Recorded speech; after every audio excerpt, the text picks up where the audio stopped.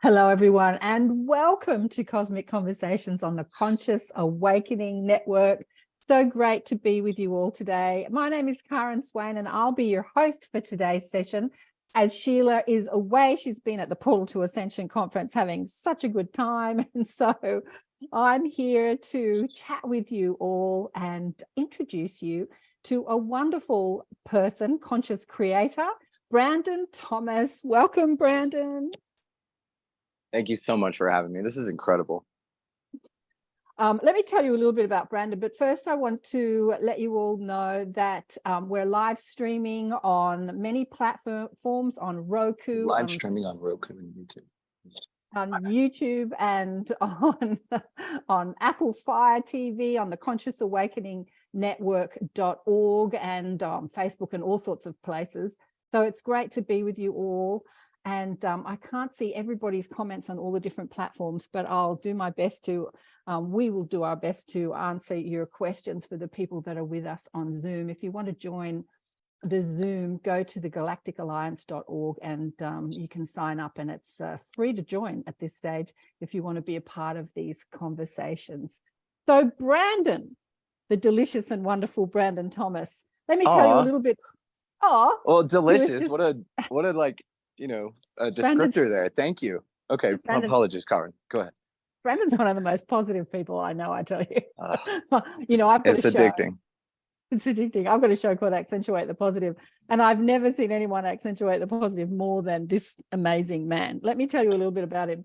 Brandon Thomas is a seeker, philosopher, musician, rancher, avid idea hunter, and lover of all things fascinating. He has a long-term obsession with interesting people and out there ideas. Some of his topics of interest include philosophy, spirituality, UFOs, aliens, nature, animals, learning, self-awareness and improving, mentorship, manifestation, alternative perceptions, history, conspiracies, movies, science, technology, astrology. Got it. This list goes on and on and on. He is the creator of an amazing podcast show called Expanding Reality. I think you started it, a couple of years ago, Brandon? Yeah, a little two and some change, about 2 years and some change, yeah. Yeah, which is, I found you probably about a year ago, and I loved what you were doing, and the two of us connected, and I'm just like, wow, perfect. I'm loving what you're doing. Thank you. He had a mind-expanding experience at the age of 18, which sent him into, I love this, him full strut down the path not taken, forging his own as a deliberate creator. With a massive move to a huge city from a small town in northern Texas, his first and highly impactful psychedelic experience and first spiritual awakening was ignited by the Conversation with God books. And his introduction, this introduced him to unity consciousness. He shares his massive heart and love for all things with his wife, Mary, on their ranch in northern Texas. His boundless curiosity has empowered him to become a magnet for incredible people. Yeah, he always says this to me. I'm a magnet for incredible people. 100%. Those whom he shares the world by engaging in insightful conversations about fringe topics and mind-blowing guests on his show, Expanding Reality. And just tell people where they can find your show. Brandon? Absolutely, and thank you for that adorable introduction. I really appreciate it. Yes, y'all can find it. You can throw a boomerang and hit me, right? It's everywhere, anywhere you find, anywhere podcasts are served. As we said, we go to like 40 different platforms. I just went nuts with it. And I found out there's well beyond the 8. And so when we did that, we went to #1 in Estonia the next week, and we got on all these platforms. So you can find us anywhere, and especially in Estonia if you're over there. So YouTube, Rockfin, our website, though, is our mothership. And that's where I'd like to direct everyone to if you're interested. There's a support element over there. We're a value for value system. If you find it valuable, we always encourage that. And we can discuss value exchange if you'd like. And that's something I'm very passionate about. Also, that's our mothership. Like I said, that's our baby. I did the whole design for it on Canva. It's this whole thing. I did a handbook that's really cool. We have a publishing house now. I'm sure we'll get to all this stuff, but there you go. Yeah. So expandingrealitypodcast.com as the mothership, but really all the socials and anywhere else. And we hope to get you on the Conscious Awakening Network as well. That's yeah, we're in conversations. I'm very excited. We're in conversations about that. Well, let me ask you a little bit about how this started. It says that when you were 18, what was going on when you were 18? Ooh, that's full of the story then, huh? So it was about the 18 was the year, but it was about 17 going into 18. There was about a 1.5 year period in my life that going into that, we lived in a small town in North Texas, my family and I, 2 younger brothers, myself, my mom and dad. And we moved from there to Houston, which was a much more radically large city than where we were from. I had perhaps, I think 67 people was my projected graduating class in Keller, Texas at the time where we were from. And then I moved to Houston where it was like 1,000 kids graduating. It was just a sensory overload for my young mind that didn't know anything. I was incredibly sheltered in that small town, knew nothing. They raised very religious, did it all. Vacation Bible school, church camp. We did it all. And, in the South from Texas here, so our indigenous religion in the area is Baptist. I just happened to be born in the right spot to pick the right religion to go to heaven. So that happens to be Texas, by the way. So if you're outside of that, according to some people, too bad. But anyway, we moved there. Now that move was pretty traumatic for one of my parents. Now I'll say this before explaining, because it does have to do with what we're going to go into and discuss this evening, because it's very important that we get this 18-year-old shift into the conversation. So one of my parents, which again, we've long healed. That's the part I wanted to really emphasize on. And I'm grateful for the experience. It has changed me in more ways than I could ever be more grateful for, even though at the time it was not perceived as such. So one of my parents had a really tough time with the move, and ended up taking it out physically on us kids, which was really interesting for us because it's not something that had ever happened. So it came as a shock to everyone. Now I had 2 younger brothers, as I said. The first one to receive it was me. So I figured, why not? Let's just keep it here and keep it on this instead of my brother. So at that time, like I said, young man, 17 going into 18 years old. I'm a junior in high school, senior in high school, which is when all this took place. I'm ready to strike out, and do the thing here. A lot of expectations. And then this was occurring, and it was very, looking back, I guess, it could sit there and it could get to me, but it doesn't, which is what we're also going to talk about here. It's a blessing. Honestly, it's one of the greatest gifts ever. And I hope to impart that for anyone who's ever experienced something like that, because I can empathize with you more than you know. And again, we'll talk about that. So with that, changing the relationship to the dynamic of the figures that I had held in such high esteem, it changed from mom and dad to their 2 first names very quick. You know what I mean? So when you reach that point, and at a really young, crazy, impressionable age, and again with this big move, I was discovering myself. I was a musician that, the parents didn't like that either, because I was playing music they didn't care for, and I just taught myself. And so it was one of these things that, again, I was really striking out on my own while finding a lot of resistance and a lot of hurt in one of my parents, and I didn't know how to help that. You don't, like, how do you do that? Like, they're the ones you go to when you have a boo-boo, right? How do you help the boo-boo? And something you don't even know how to diagnose at that age, you don't even know what's going on. So moving to Houston also afforded me some opportunities to expand into what I guess normal 18-year-olds do, which is to experiment with mind-altering substances, to buy 6-packs for $10 at the corner store because the guy'd sell them to you underage, and go drink in a field. And at that field, some marijuana would be passed around perhaps. And I started experimenting with connecting with cannabis, is how I'd like to say it. And that's been a whole other exploratory realm for me, as well as I got the opportunity to engage in a psychedelic called LSD, acid, as they say. And I received 2 hits of liquid acid. And I was at the age of 18, still living under the roof. And about an hour, 2 hours into the trip, and it was phenomenal. I was in this place where it was the most euphoric. I felt connected. I got like this incredible, and you picture this country kid that now is going through this stuff at home, that now this big culture shock, and is now figuring out this world expanding, and boom, psychedelics. You talk about, and it was impactful. And then the cell phone rings. You know, my old little box cell phone that you couldn't destroy by running it over. This is long before all this stuff. This is over 20 years ago. So cell phone rings. It's my mom. She's like, "Hey, you need to come home." Instantly, the trip goes from amazing, euphoric, "Oh my God, we're all connected," to the worst hell I'd ever experienced ever. And I was going through something pretty hellish, one would say, at home. Now, looking back as a psychonaut, that I've been engaging in it, well, like I said, the whole time, you know, very, very connected with that element, and that has a whole deal to do with perception, which is also what we're going to talk about here. But that instantly took it to the worst hell I'd ever experienced. I'm instantly crying, vomiting, purging, as we call it. But again, looking back now, I could see the setting was not on my side.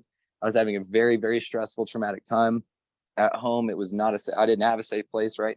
And so set and setting have to do with your mindset and where you are physically. And then I'm in a 18-year-old's party where this kid got a bunch of money because of a wreck he got in when he was a much younger person. And then he would rent hotel rooms, we'd get all sorts of stuff. And so we'd explore, right? So I get the call, go home, and it was horrible. Then the stuff at home escalated to the point to where 2 days after graduation, I found myself on my back after a blow on my parents' bed with one of my parents on top choking me. And it was this like moment of looking at that eye with just, you could see the frustration that they didn't know, what to do, that there was no sort of context for what was happening. And it was just a complete detachment. And again, you look at it and we're both crying, you don't know what to do. And you're just like, how's this fit into everything here? Like, where do I go from here? Right. So fight or flight.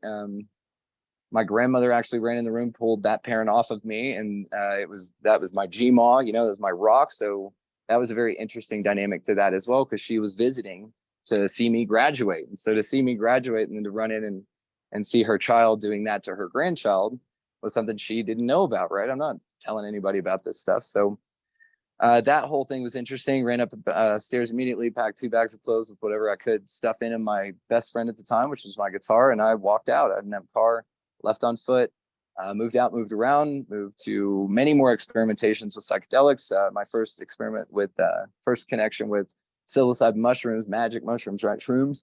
I was uneducated, unaware of what I was doing. Took 14 grams my first time. And if you know anything, a heroic dose is 5. So we're talking nearly 3 times that. And it was intense, as they say. So again, mind expansion followed by more music. I moved out, moved around. I was very committed to my music. I played in a lot of bands. I wrote my own music. I had my acoustic guitar, like I said, that was my rock. That was my expression. That's how I got it. And I was finally out to where I could be free. I was on my own. It's scary. It's full survival mode. Sleeping in cars, just interesting situations you find yourself in to survive, stuff like that. Nothing I regret. Nothing I'm like, oh, I had to kill someone to survive. Nothing like that. It was just, things that most people don't experience. And I seem to put myself in those positions at a young age. And I'm grateful for it. It's, again, made me, every step is valuable here. So from that, immediately after moving out, so we're just going to, in the same time period, this window of 18, was introduced to conspiracy theories and introduced to folks like Bill Hicks, like George Carlin, Dave Chappelle, these comedians, but really they were philosophers in my mind. And they were people who were speaking truths, but, it was wrapped in jokes and things like that. But I found it very valuable for conscious expansion. And I started to investigate sort of, the governments and what that looked like, and the education system, and what was Rockefeller's deal? What did he mean by he wanted a nation of workers, not thinkers? Like, that didn't sound right to me. So it was these things that got me off of the matrix, if you want to say. It got me, it put it on my radar as something just to be very mindful of, that it may be disingenuous. Let's just put it that way. So I had that going on, and this is all coupled in this beautiful magical time here. Then while out on my travels again, immediately after I moved out, I was handed the book Conversations with God by Neil Donald Walsh. And it was, I mean, right after it came out. So it was new, it was hot, it was one of these Oprah's Book of the Week equivalents of the time period. And it was just, it was handed to me. And I just absorbed this thing. I'd never heard of unity consciousness. I didn't know what spirituality was. Yes, I was dabbling in psychedelics, but it was very experimental. It was very recreational. I was still getting very palpable experiences out of spiritual experiences that I didn't explain under a spiritual lens, because I didn't have the vernacular, I didn't have the context. But this, I was like, oh yes, I remember. Like, is that what it meant? Like, is that why the wall was flowing? And is that why people were connecting and I could see things flowing? And you feel this connectedness, but now there was words to it, and I just connected with that book so much. Not long after that as well, the book The Four Agreements, San Miguel Ruiz, and I've read that 20 times. It's probably easily that and Conversations with God. Those two books changed my life so much. They're easily the most bought and given away book by me. I just buy, like, anytime I see them, I buy a stack and just hand them out to whoever. It's optional reading, but it shouldn't be, so from that point, we're talking, big move, traumatic breakup and detachment from the family. And the other thing to that too, just backtracking real quick, yes, my brothers never received the brunt of it. Well, what was really interesting was they felt incredibly neglected that I just left. That's how they perceived it, that I acted out, I had it coming, and that I left. I had a completely different experience of this. And so it took me years to repair that relationship with them. So again, there's a lot of elements to this. So, and again, I want to say this very clearly. We are very healed, and I'm incredibly grateful for the experience, because it made me the level of service that I'm able to commit here. And it made me the positive, have the perception that I do, which is something that we're going to talk about. So at that experience, moved out around, did my thing, ended up going to China for a month with my guitar. That was a wild experience.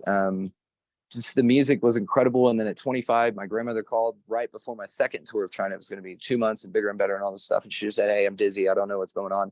And this is the woman that pulled me off, the parent. So, that's Gma. I mean, that's my Gma. I mean, when I was up in town in Fort Worth, I would come stay with her. We talked 3 or 4 times a week. She'd write me these letters, just, I love you, Gma.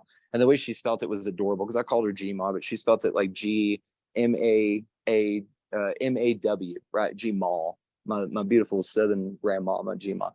And so she said, hey, something's going on. I'm just dizzy all the time. I don't know what's going on. She lived by herself in a 2-story house. And, yeah, we spoke, but she wasn't revealing about she was feeling bad or anything like that. She didn't want me to know about stuff like that, even though I asked.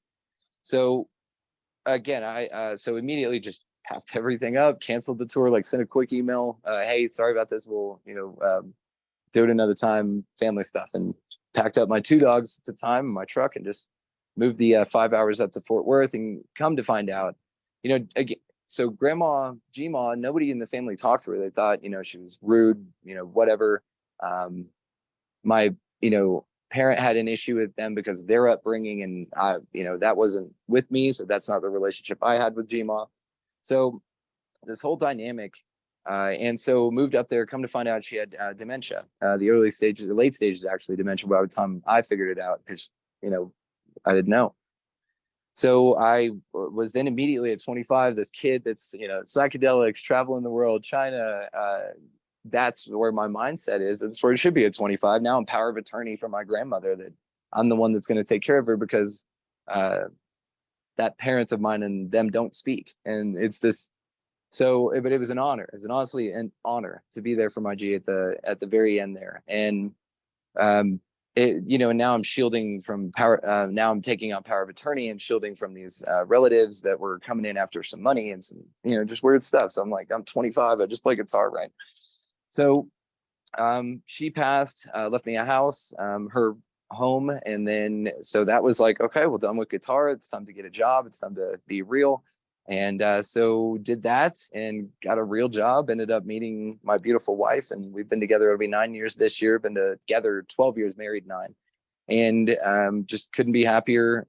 Put the guitar down in a case for 9.5 years, didn't touch it, passed a drug test anytime I needed to, and had a real job in the beer business for 9.5 years, and then quit it just over a year ago, and I'm doing this full time now. So yeah, I think you're caught up. There's a bunch in between there, but there's a lot in there that's important for context for what we're going to talk about here this evening.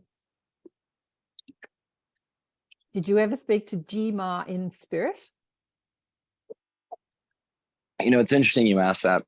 She's always here, and I know this. And the weekend we just got back from, we did this Contact at the Canyons, and you guys can look this up online. Actually, contactatthecanyons.com. It's performed by, or it's put on rather, by Graham and Darren of Grimerica podcast, and it's absolutely incredible.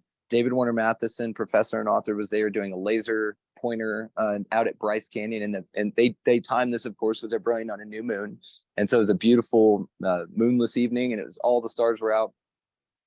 He had the laser pointer going over this thing. Ksenia Moore, astrologer, was there, and so she's with the myths, and we're doing all. It was just such an immersive experience. But during this experience, there's a gentleman there named Brandon Powell. Now, Brandon Powell is a certified Wim Hof breath expert. He is there to push you. He is there to really see what you're made of, as far as what happens here. And this also something we can talk about, because that's where it all is, right?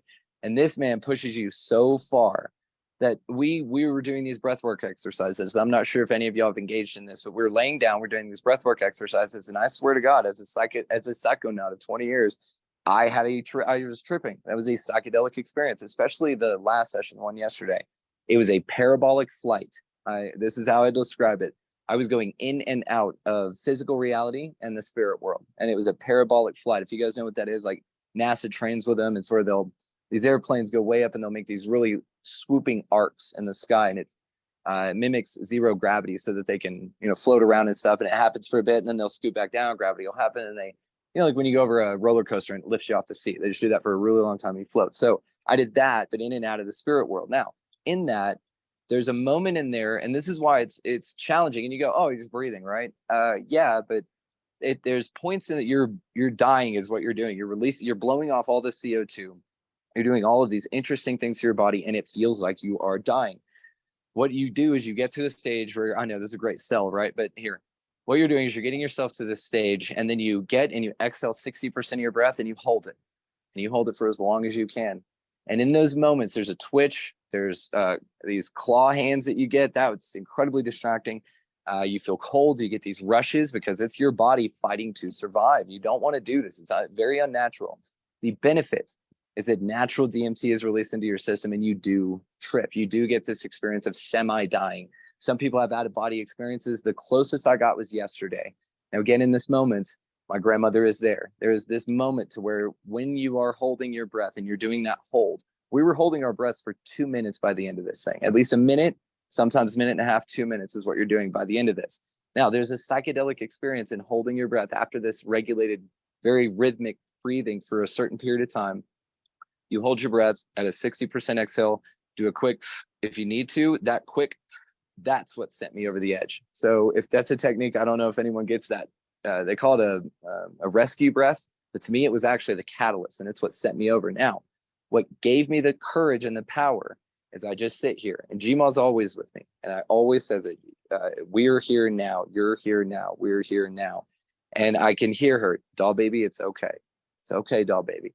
And it's this moment of, you're fighting to survive. You don't, again, this is all mental, and your physical 3D body is not a fan, but the experience of euphoria, you get this blast of just, it's a psychedelic. That's the best way to describe it. But again, I was dipping in and out of it. It was back to the physical. Oh my man, this is amazing. Oh, we're back into the breathing again, and back into the spirit world. And it was this parabolic arc, and she was there the entire time. She is there when it's tough. She's there when it sucks. She was there when we were doing the water thing. So Brandon's also very famous for torturing people with this water stuff where you cold acclimate and you stand in a freezing cold pool for 40 degrees. It just doesn't sound crazy to a lot of people. My wife and I are Texan. We don't live in Texas because we like cold weather, especially cold water. So you get in this cold water willingly, and then you crouch down and you get here. Now, when the water hit me here, immediately start hyperventilating. I had no breath, and I'm panicking. It is the stuff that you see whenever people say, like, that's what'll kill you, like, get away from that person in the water.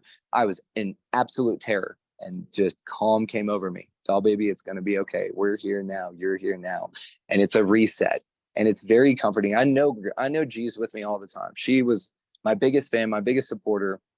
And I know now, while I'm out and about, while I'm doing my thing, you get these moments, and my wife and I have talked about it. Oh, I wish you could have met her. I know she's here. I know she's here all the time. I have such confidence in this that it's not like I miss her. You know, of course, physically, I'd love for her to be here, but it really does feel like we're more connected now than ever because she is constantly on my mind. I have 2 pictures in my studio, one of my wife and I, and one of my Gma and I, and that's it. Because that's you know, it's what it is. So yes, I Sure. connect to her quite often. Yeah. Oh, that's so beautiful. Ashley says here, when you were talking, amazing, love Neil Donald Walsh too. He goes live on Clubhouse on Wednesdays. I did not know that about Neil I didn't Donald either. Walsh. Yeah. I Yeah, got to have him yeah. on, which is one of the amazing synchronicities. He was on I, episode 25 of this show. That's cool. yeah, Something for you. I think Oh. that's how I found you. I don't know, but yeah, this brand new podcast, and there's Neil. This is something I love about Neil, someone who's so, you know, famous, for a better word. Where am I? Let me add myself to Spotlight. And then he goes on a brand new podcast, which didn't have, you know, anybody listening at the time. And another friend of mine, Moonwalker Tucker, That's it. Yeah. Now let me just mute you, darling. Pat, there you go. Hi. She started a brand new podcast as well, and she reached out to Neil, and he's going on there too. So I love that about him, that he'll go and speak to people who have no audience at this stage. I guess putting his famous face, you know, gets you a little bit of audience. But yeah, you know who else is like that? Tommy Chong. I've had Tommy Chong on. He's the same way. He's wonderful. You know, Who's Cheech and Tommy Chong. Cheech and Chong. Okay. Yeah, he's adorable. He's great. Oh, cool. So tell us about and Stacey says here, love to Gma. Oh, that's so sweet. Oh, thank y'all so much. Thank you. So, you know, tell me about your experience with having Neil on the show, because I had him on the show last year too. Actually, after you had him on, I thought, well, if Brandon can get him on, I can get him on. Nothing to do with it. No one's unreachable. It's all you, right? Right. Yeah. Neil was, I mean, it was incredible. So again, massive synchronicities wrapped around it. As you said, I was young in the game, but already it was like my confidence is sky high because again, I'm a magnet for incredible people. So it makes sense. But early on, it was like episode 4. Gosh, I don't want to butcher the thing, but like it was like Robbie Graham and then Philip Mansell, like these big guests, episodes 4 and 5, like single digit stuff. Ronald and Philip Kinsella. And then had Brienne Davis on. She's a famous actress in the States. She was in Jarhead. She's the blonde Jake Gyllenhaal's girlfriend in that. She was in Synchronicity with Michael Ironside, like all this stuff. So she came on, and then she had such a good time that she asked if I would invite her. She said her husband, Mark Gant, would have a great time. And I was like, sounds great. Looked him up. He was like in Ocean's 11. He's an actor, writer, producer, like super amazing guy. And these are like under episode number 20. So it was already, it had this huge, like, oh, okay, it's got this big momentum. You know, Brian Davis, it was like episode 9. I don't even think had an Instagram page, or it had 10 people following it. It's just it's the energy, it's the magnetism. And I figured that out. That was like, oh, so you can just talk to anybody. Got it. It was amazing. It's such a confidence builder. And then yes, Neil was the same way. Now I had Mark Gant on, okay, had an incredible conversation with him. I highly recommend you guys go check that episode out. I introduced him to the Mandela effect, which was a lot of fun. It blew his mind. It was so much fun. Then in that episode, we of course brought up Neil Donald Walsh. I don't have it right on me mentally, but what we were talking about. But then synchronistically, right? I get off that episode. I'm pumped. I turn my phone back on because I don't have it on during the conversations. I hop on a Facebook for some reason. Just called to go to Facebook. First thing that popped up, Neil Donald Walsh saying something about a new book. I'm like, oh my gosh, this is so cool. I hadn't seen, so first of all, I'm rarely on socials, period. Even rarer on Facebook. I don't have notifications turned on and anything that's got to do with my present, my mindfulness. It doesn't demand my attention. And I'll go to it when I wanna, right? So I'm barely on it ever. So the synchronicities are just radically rare that I'm ever there. Even more rare because I hadn't seen a Neil Donald Walsh post in years. So I pull up, boom, Neil Donald Walsh post. I go, oh, it was fresh. Mark Gant. I mean, just turned the phone on, boom, boom, boom. Hey, have Mark Gant on. We talked about you. I'd love to have you on the show. Be an honor. Next morning, woke up, sent, post, whatever. All right, went about my day. That's it. Excuse me. Next morning, wake up. Neil himself had written back, hey, I'd love to reach out to me at this. And there's his email. I'm just like, I had chill. I still get it. Thinking about it. I ran out to my wife, Mary, and I was just like, babe. And we're just excited. I mean, like I said, the paint was still drying in the studio. I just painted the thing. And now Neil Donald Walsh, this one of the most massive, he's, what I say is he's the reason I'm not an atheist. Now, I'm pretty sure I would have figured it out, but at least he bumped me up a long way. He's my first introduction to this. So again, just honor, honor, honor. And so again, huge synchronicities with that. Got in touch with Donna, his publicist or agent. She was very sweet, set it all up, sent me a copy of the book, the new book, which was just overwhelming, right? Now Neil's publicist is sending you books. So everything was just amazing, and just had an incredible conversation. Again, the camera pops up and it's Neil Donald Walsh, and I'm just like, oh my God. And it was just mind blowing. And he was so sweet. That was the thing. He doesn't act like, he is though. You know what I mean? It's not like you're interviewing like a wrestler or a rock star or something to where you're like, oh, he was rude and I didn't expect that. Neil's amazing. If you guys were wondering out there, like, oh, is he nice backstage or something? A delight from start to finish. That man was a pure joy and a treasure to this place to work with. He was so kind, treated me with such reverence. When I popped on, he said, how may I serve you today? Like, just what, it was an absolute joy. You'd want to think that he walks his talk, right? I mean, that he's absolutely. He's inspired so many people throughout the world. I mean, I can't tell you, I think it's Ashley says, yeah, amazing Neil Donald Walsh. Who else has been inspired by the books Conversation with God? I mean, they've sold literally millions and millions. 30 of books. Susan says 39 different books, yeah. 37 different languages, I think. Yeah. And it's amazing. Channeling that exalted wisdom. I know as humans, we're sometimes tasked with bringing through wisdom from exalted masters. And Stacey says, great books. Yeah. And absolutely. And even, like Bashar and Esther Hicks and all sorts of people who channel exalted wisdom, then we're tasked with applying the wisdom that we're actually speaking. And, I find that myself when I'm channeling my guides, it's like applying that wisdom into your own life. So let me ask you, so it sounds like you had a pretty tumultuous childhood and relationship with your parents. How did you apply the wisdom in the books to your life? Like, how did it change you from going from like hatred to forgiveness and love and wanting to spread the love? Yeah, it's an awesome question, and really it's all a matter of perception, right? I've always been a boundless optimist, but yeah, that's a heavy thing even for a boundless optimist, right? So it was not all sunshine and butterflies. It's not, because it can't be. You need that. You need it to be extreme. You need it to be heavy, because I have a lot of work to do here, and I needed to be at the level of service, of empathy. I need to know what it feels like. This is the path I've chosen, so. That the more extreme the younger years and the choice to move forward and really embody your power, the more powerful you are, right? It's a slingshot equivalent. So you take that on, those early years, that's what it's for. And if you are here to do that and fulfill that purpose, then you get a handful of it. And again, it's equivalent to the level of service that you're ready to commit to in life. Now, my mission here is to get people back to themselves, because I've given myself back to me many times over. And I mean, very recently, there's, some really tough stuff that we went through, and we're almost not having this conversation. So mental fortitude is something that's been a priority for me since about 8 months ago, when, again, we almost weren't having this conversation. So it's been a important thing, but one of the biggest things was alchemy. Again, reading Neil's work, and I've been into the esoteric, and I've listened to Coast to Coast AM since that time, and getting into Conspiracies Coast was great. I was just like, oh my God, this is amazing. What are all these people talking about? And so that exploring all of those concepts together, but really what did it was the conversations with God. It was the looking at everything like it's you. Everything you're looking at, it's you. So when I applied that to my parents, especially, I was just thinking, well, that's just an unhealed version of you. That's a you that doesn't know what's going on. That's a you that's scared. That's another version of you that doesn't fully know what's going on here. And it's almost like, again, a psychedelic experience in itself. It's almost like someone slipped them acid and they didn't know it, and they don't know how to handle it.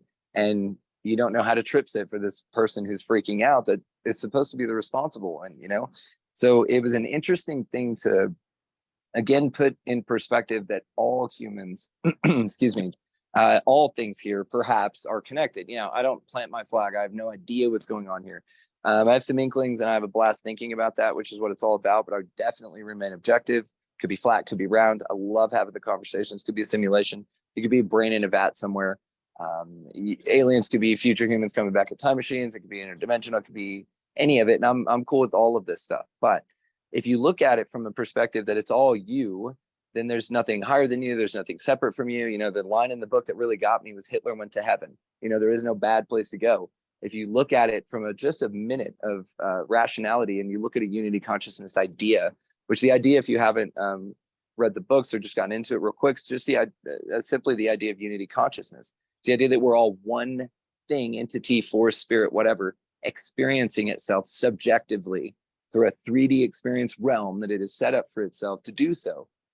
And to view itself from multiple vantage points. So this idea just really hit me. And I then, you know, and at the same time listening to Bill Hicks, who I absolutely adore, comedian out of Houston. And he was sitting there making jokes about unity consciousness and mind expansion and things like that. And he would say, like, you know, what's going to happen to the arms industry when they realize we're all one? Not what if this idea turns out to be true? He said it's so matter of factly, like, well, we're all one. So what's going to happen to the arms industry and the militaries who are bombing each other and killing everybody? What's going to happen to them when they figure it out? Meaning that they don't yet. It's a fascinating perspective. And it's something that, again, dovetails so nicely from a completely non-connected source, essentially, right? So Bill Hicks and Neil Donald Walsh, those are strange bedfellows. If you've ever heard Bill's comedy, it's vulgar. You know, it's real. It's authentic. And that's how I speak. That's how I am. It's real. And so it's just an interesting perspective to find in multiple disciplines, let's call it. And so with that perspective, again, I've looked at everyone in the eyes as if they were me since that book landed in my hand. And so I've had a long time to process this and to sit with this and to, you know, not to say it's been easy, because it hasn't. Actually, to the contrary, when you learn something like that, I tend to look at this place, right? There's a Leonardo da Vinci quote. And the quote is that there are three classes of people. Those who can see, those who see rather, those who can see when shown, and those who don't see. And so this interesting paradigm of characters, let's say the archetypes that we have in this realm that we're all existing in, there's a fraction of it that just is here to be a vibrational matched opposite. And so there's a component to this that's just this experiential realm, in the way that if you look at it, like, there's folks here that are there are other folks, because this is how the experience works. You need that over there to perceive that you're over here, and it's all relative. It's interesting. And then you experience love and empathy through the eyes of another that you're loving and empathetic to. You also experience hate and vulgarity to the same way. And this is what people talk about in near-death experiences and things, is that they, for instance, Mark Gober, one of my dear friends, is an incredible author and into Upside Down Thinking and Living, into Upside Down Great Reset, into Upside Down Contact. He's phenomenal. You guys look up Mark Gober. And in one of his podcasts, actually, he had a gentleman on who had a near-death experience, actually 3 or 6, I can't remember, and apologies on someone could listen to it and correct me, but he had several near-death experiences at least. And he said that he was a war veteran in the Vietnam War. And he said that he lives and felt what it was like, not only to be the people he killed in horrible ways, but also the family of the people that he killed. And he felt the impact of his decisions in this out-of-body experience. And it's just a fascinating thing to think about, that reverence and that connectivity. It's even more fascinating that this place is set up so well to hide it from, right? What's the Einstein quote? Reality is an illusion, albeit a persistent one. And it does such a great job of playing the role and playing the game. And to bring up Dolores Cannon simply for the metaphor that this place is just a stage. I mean, Shakespeare said it a long time ago. It's just a stage. We're all actors playing on it. But it's when you break out and you figure out that you're the actor, not the role that you've been playing, that's an interesting one. That's a double thing. That's an inception dream that you're in now in an experiential world. So again, just this idea that we're all one was an easy way to look at my folks, my family, anyone really. Someone cut you off in traffic, I wish you consciousness. You know, I'm not like, yeah, it took me a while. I'm not saying this like it just, I'm here. It was a lot of struggle. And again, to the contrary, that it's not easy to, let's say, break out of the matrix, to unplug, to really be one of the people out here that 90% of other people here don't understand and that look at you like you're weird, and your families just wish you were different, you know, stuff like that. And it's challenging, but also so empowering. And you see why we're all spread out and why you're meant to grow where you're planted and why it's supposed to be such a struggle where you're at. And that's the way that, you know, plants grow. Like they have trees that they grow in greenhouses, they need wind constantly going because they won't thrive. They'll fall over and die if they don't have any resistance, if there's nothing challenging their growth and encouraging them to dig deeper and to be stronger, to thrive rather than barely meek by and survive, right? So this idea of incentive and motive to be more, to be better, it, a lot of people feel abandoned by us when we do stuff like this, but it's like, dude, if you think of the percentage of folks that are choosing against this, and which is fine, it's not for them, and that's again that third thing that Da Vinci said, they're not meant to see. But again, you could put your perspective on, and you can say that it's meant to be here, and it's meant to be challenging because it makes us who we are. You have to do this through experience. And it's a beautiful ride. It's perfect in a sense. It's kind of, I mean, I've gotten to a place with it, with taking it so far with the unity consciousness thing, that I just see it's so different, to the point to where like nothing happens outside of your perception, to the point to where it's just really interesting that consensus reality is one of these ideas that we're all in the same place experiencing the same thing.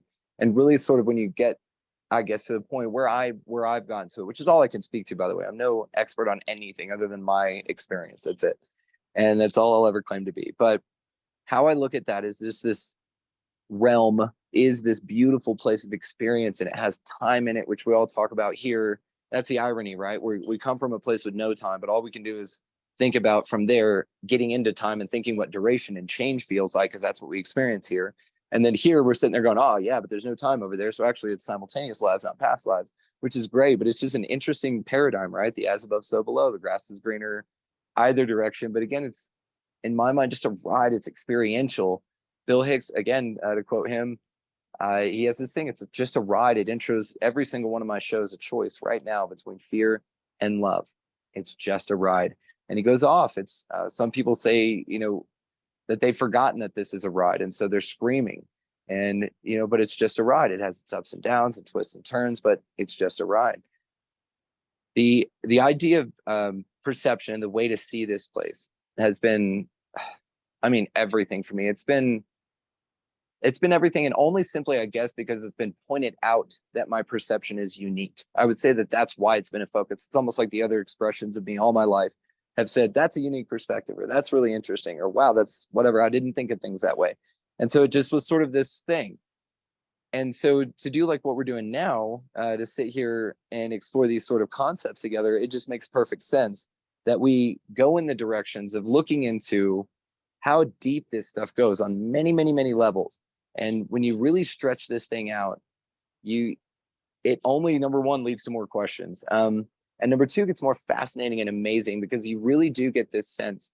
And again, my perception has been molded by this, that we're all one and we're all beautiful. I look at this like experience in life and all of our roles in it. If this is a place where we all actually are together, then as sort of a cave or a dark tunnel that we're walking through together, or maybe a dark realm, and we all have instant communication with one another, and we all have tiny little flashlights, and our flashlights are what we can see, perceive, but it's perceived with our emotions, our feelings, all of our faculty senses, but everything else, all of our faculties.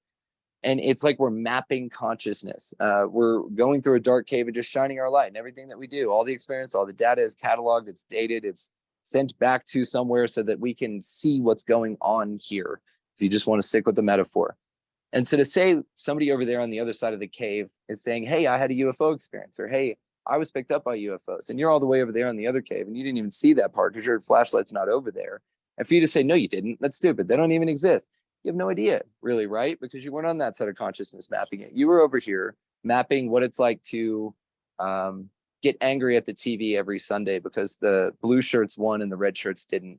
Or you're very focused on making sure that you tell everybody how wrong they are for the differences that they have and the beliefs that challenge them in a way that challenge their ideal of reality in a way that resonates with them that they're not comfortable with perceiving yet. And so they lash out instead of perhaps challenging their cognitive dissonance themselves and saying, perhaps I don't know everything. And maybe there's other things out here that the understanding of which would change everything. That's a Neil Donald Walsh quote. So I hope this answered what you were asking, but I've seen it as us for a long time. It's all us. There's nothing different.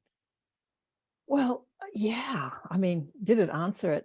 Absolutely. I think it says in the books over and over and over again, there's only one of us in the room. There's only one of us in the room. It's only one of us in the room. It's only one of us in the room. And it does repeat it over and over again. So, you know, the thing about this stuff, listening to podcast shows and reading books, it's all great information, but it's the application of that information into your life. And you're someone that's applied it, right? And hence your life looks the way you want it to look today. I mean, accentuating the positive is not just the name of a great podcast show. It's the way to live your life, because we're going to bump up against so much trauma, whether it's personal or collective. And how can we find the silver lining? How can we find the beauty? How can we find the unity? How can we relate to being one with the persecutor? Like, how can we find that unity consciousness? You know, like applying that information instead of getting angry at your other self in a different body, in a different, you know, timeline or in a different experience. How can you see that unity? How can you see self? And this is something that I'm speaking to all of you. It's with the people you love and revere too, like the authors or the actors or the spiritual gurus or the teachers or whoever you love and revere. The reason you love and revere them is because you're looking at something that's active in you. Yep. Yeah. So how do we find that unity when we're looking at someone we hate or someone we love and understand that I'm looking at another me? What is it in Lakesh? It's all perception. It's the way you look at it, which is fascinating. Again, so this idea of perception, it's all how you look at it. So let me go over something called your RAS, your reticular activating system. This is one of the most fascinating things. Whenever I looked into this, it was like it's a bundle of neurons. I'm gonna be very broad with this, but you guys can definitely check this out. It's a bundle of neurons up your brainstem. And what it does is it provides 4 different functions, regulates sleep, all these things. But one very important keynote on that is it has to do with your perception and how you view your reality. Now, your reticular activating system, basically, the actual medical definition for this is to filter out useless information as to highlight and accentuate useful information. Now, what is more subjective than useful and useless, right? What's useful to you may be useful as hell to somebody else. What's useless to you, again, vice versa, right? So the idea that your brain can be so subjective with the information that you're receiving, you should be able to look at and go, here's how I feel about this because I have a complete picture. It's not what you see. What you see is based on your paradigm, which is your beliefs and experiences. Your entire reality is filtered through the program in which you expect to see it. So whenever you realize this, because what this is and what this conversation that we're having here is, this is not just this is just another dude in this thing. I was sent here by you, which is all us, to remind you at this time, because that's all I'm doing here. I'm just reminding you of this from my perspective again, that you have all the control to see this in any way that you want, and to know that those early years of you were a program installed that were very important, that the system got into you in those pivotal 7 years. 15th century priest said, if you give me a kid from 0 to 7, I'll give you a Catholic for the rest of his life. And the point of that is that there's a theta brain state that you're in. And one of the ways that I've described this metaphorically is when we're all born into this place. I view this, just a metaphor I've used, that we're all this beautiful light body that comes out. Think of children. Think of how they view the world. Think of them bringing you a little bug, and it's the coolest thing they've ever seen. Think of all these incredible things. And you then think that they look around at all of us, right? Their older brothers, their parents, their preachers, their teachers, and they're sitting here saying, hang on, I'm this beautiful light body, but everybody around me has this black tar that they've stuck to themselves with all these feathers everywhere, and they've got this stuff just stuck on them. And it's gross and it's sticky and heavy, but they do it. They all reapply it constantly. I'm watching them take this black goop and just put it on them, and then just stuff gets stuck, and it's heavy and it weighs them down. And I'm this beautiful light body, and I don't think I want that, but okay. I mean, okay, well, my parents believe this, stick. Oh, wow. Okay. We happen to be born into a place where my religion's correct out of all of the other billions of people in the world that have very different points of view, but I got born into the correct one, stick. Oh, wow. I'm not worthy of receiving abundance in life and anything that I want, a joyous experience here, because hard work equals that. And if that doesn't occur, this doesn't. Stick, right? So we grow up these beautiful light bodies, and we get dulled and weighed down by these physical limitations that we put on ourselves. And I view folks like us, anyone in the chat here that's being reminded at this time that you're ripping that off. And it's a painful process. You go through your ayahuasca, your plant medicine ceremonies, that's painful. You're digging up old traumas to heal, that's painful. You're working with your shadow side instead of killing it off and realizing that it's a piece of you to be loved, and then it's scared and just wants to be let. It's scary, it's painful, but you're ripping these things off. And it's this apprehension, it's this indoctrination period, the domestication, as Don Miguel Ruiz calls it, that's so vital. It's so crucial. And if you can see it as a gift, which is again a perception thing, you have to choose to see it that way. If you choose to view it this way and experience it this way, if you can see it as a gift, then it truly is. Now, it's the folks out there that, you know, and we've all heard this, you know, the people that believe that things happen to them versus for them. Now, that again is a choice. It's two energies of the same expression. You always have the red pill and the blue pill here. You always have a choice, and you can choose in any moment to experience any polar energy ever. Now, if this is something you're hearing for the first time in this experience, welcome to it. You have no ill will towards yourself, no judgment for just discovering this. Feel free to go play. Like, now that you have this information, please play. That's what this place is for. Now, with this understanding, then you look at the place around you and you just go, oh my God, look, everybody's still asleep. And you start freaking out. And then there's this like fourth dimension, as I would say. You know, Dolores Cannon, everybody always talk about third to fifth. Oh man, we can't wait. Third to fifth, here we go. They don't talk about that fourth dimension. That fourth dimension is where you're Neo when you pop out of the cocoon and you look up and you see the truth and you're taking it in, and then you look around and everybody's still asleep. That's panic. That's fear. That's, yes, you can see things differently. And yes, you can see the program working, because that's what it is. It's a program. These ego structures, again, in my opinion, because that's all I can speak to, are so vitally important for the experience of this place. Because again, it's the hero's journey, right?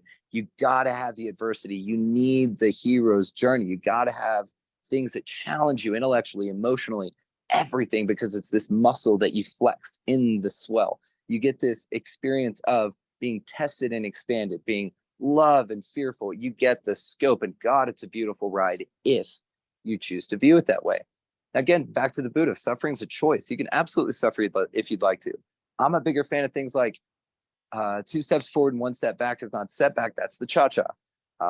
If I ever fall down a flight of stairs or anything like that, it's not, I fell downstairs. It's, man, I made it down the stairs super fast. That was great. So again, it's an alchemy, but this is what true alchemy is. It's not, lead to gold in the sense of some physical thing, because everything is a metaphor, right? As we find this divine wisdom in it, it looks to be, in my perception of it, it's alchemy of these situations and these emotions. And even if we come back to any of the ideas, that you're here to learn how to manipulate energy. That's alchemy. That's what you do whenever you take that situation, and instead of the person that cut you off in traffic, instead of slamming on your brakes and in giving your energy to that situation, it's got nothing to do with that person in that car in front of you. Again, perhaps there's no one in that car at all. Perhaps it's just a program that slips in to go, hey, how do you feel about this? You've mentally decided to move forward in your life. So there are going to be things in your life that are going to pop up to see if that's a true decision that you're making. Now, they're going to suck from that perspective, right? But again, if you could view them in the moment as a gift to be a greater, grander version of yourself, take yourself up on that every time. It has been the biggest game changer for me personally. Take yourself up on it. Allow the universe to surprise you. Let go of control. Realize that perhaps, or at least entertain the idea that perhaps there's some amazing symphony going on here, and that it's all for you. And that if you really tune that reticular activating system in, rather than looking at the life of and seeing only disappointments because you find that useful, because it's what you focus on. Your mind doesn't know if you choose something or not. It's just attention. What gets the most attention? It's an algorithm, just like in your socials. It's an algorithm. It just wants you online. It just wants you engaged. So whatever you're engaged in is what it's going to keep sending you, because it's like, well, she loves this stuff. She loves her car breaking down when they're late to work. She loves rain whenever she's dressed up and looking nice. She does amazing, loves all this stuff. So I'm just going to, obviously, because she's yelling and screaming about it. She's telling everyone on the phone about it. She's engaging other people and other humans here to have an experience and involving them in this process, which is now forming a community. So think about it from the perspective of just something that wants to provide you what satiates your attention. That's all it is. This is why I feel there's no morality in manifestation. There's no like, oh, I'm a good person, therefore, oh, I did this, therefore, because if you want to look at it like that, there's a lot of people that we would probably question their morality if we want to even say that have a ton of money, that have a wonderful amount of resources here. So obviously there may be something bigger going on, and perhaps it's energy based. Yeah, exactly. Exactly. When we get into the conversation about manifesting, yeah, exactly. I've got a lot to say about that. Amaya says here, this is true. I ask people if they have any questions, and Amaya says, I think he's answered all my questions. He's quite eloquent and complete. I think you meant complete in what you were saying. Yeah, Brandon, you're amazing at teaching this stuff, like you're living it. I think that the best teachers— It's just my story, that's it. The best teachers are the people that are living it. I mean, the best teachers are the people that are living it, because it comes from your experience. Exactly. You're teaching from your experience, and it becomes known rather than, it's all we've got. It's all we've got. So I remember in the book's Conversation with God, that, another line that was repeated over and over and over again is, there's only one of us in the room, but he would say, you're in the room to heal the room. It's the only reason you're in the room. You're in the room to heal the room. It's the only reason you're in the room. And I started applying that to my life. So when I think that I'm reaching out, I remember I was reaching out to some course, because this is years ago, trying to teach me how to invest in real estate to make money, because I could never had any money, and I was always doing these schemes to try and make money. And yet I was thinking that I was going to get something from someone, but that was going on in my mind. You're in the room to heal the room. It's your only reason you're in the room. And I started tuning into this young man, and then we had this like healing conversation. And the interview, it was more about healing him than it was about teaching me how to invest in real estate, which I never did, by the way. And I think that's a really important thing to remember and to live. Like, the only reason you're in the room, not to heal because something's wrong, but to contribute to the energy of the room, which would be better. But this is Cosmic Conversations, and I know that you've had many cosmic conversations on your show. Let's talk about ETs and life in the cosmos and our star family friends. What's your, do you chat to your galactic guides? What's your understanding of life throughout the cosmos and how it's dovetailing with Earth and what we're going through as a human species right now? It's a fascinating question. It's one of these things to where whenever you look at it, and I've been looking at the phenomena for well over 20 years now, and it's been something that's just been so fascinating. I was a nuts and bolts guy, I suppose you could say, for quite a while, meaning it was exclusively built somewhere else on another planet, let's say, in our physical universe, and then brought here by some technology that far surpassed ours. Now, again, I'm conspiratorial. I've got those lenses as well. So I dip into that and say, well, that's been released to us, right? So whenever I look at the ET phenomenon now, after doing the show for 2 years, it looks like the last 2 years and me with the ET phenomena, the phenomena, whatever it is, has just been incredibly dense with new information, with new ideas, which that's what I am. I'm an avid idea hunter. And this is something that I'm very grateful for. This is one of these things early on in that period when I was just moving around. I was sat in front of the movie Dogma by Kevin Smith. As Kevin Smith made the Jay and Silent Bob movies, Mallrats, Clerks, all those kind of movies, but he made one movie called Dogma, and it's very deep. Between the dick and fart jokes, it's very deep. There's a line in there by a character named Rufus, and it's played by a guy named Chris Rock, a comedian, right? Who says, I don't have beliefs, I have ideas, because ideas are easier to change. And that's just something I put in my pocket, and that's been another lens that I view this place through. So really the B word, if I say I believe, I have very much considered it. So ideas are what I have with this. And whenever I switched to that, it was so interesting to consider all the different perspectives. So I've had anywhere from folks like Dr. Michael P. Masters, who wrote Identified Flying Objects, incredible book.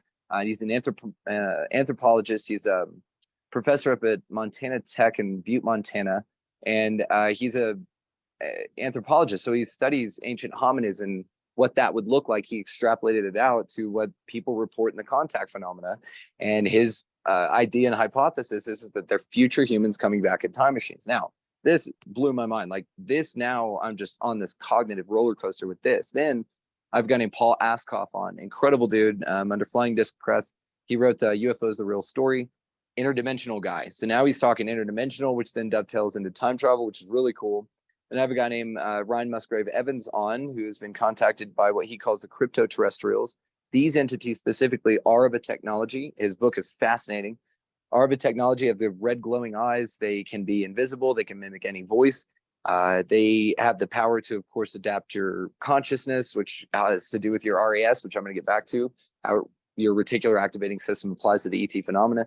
So all of these things. And then Ryan says that the cryptoterrestrials are actually future human type things from a different timeline that jumped to our timeline and came back. So now we're talking about not from a linear time perspective, even though there's no time, right?